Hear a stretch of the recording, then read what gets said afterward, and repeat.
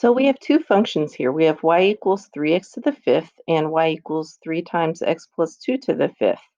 And if we look at those, one of those has a really easy derivative to take and one does not. So the question is, which one's easier? Why?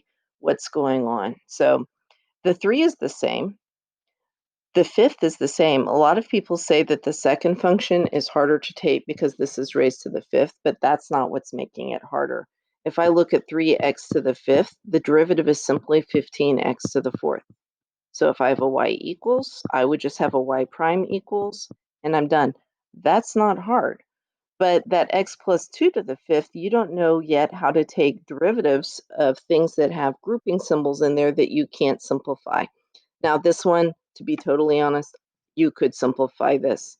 That x plus 2 to the fifth would simply mean you would do x plus 2 times x plus 2, get an answer, multiply it by x plus 2, get an answer, multiply it by x plus 2, get an answer, and one more time, multiply it by x plus 2. That would be awful. You'd have something that starts with x to the fifth, ends with 32, with a whole lot of terms in between. So what is making this harder is what I circled, and that is that you have an inside function. You have a composite function. It's a function composed of two things. So you can imagine that if I said f of x equals x plus 2 and g of x equals 3 times x to the fifth, then if I wrote the function, I have g of f of x, g is composed of function f. So this would be g of x plus 2.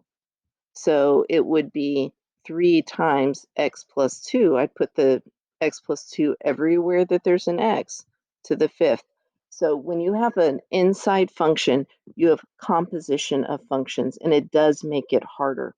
Sometimes you actually, like this one, I could find the derivative of.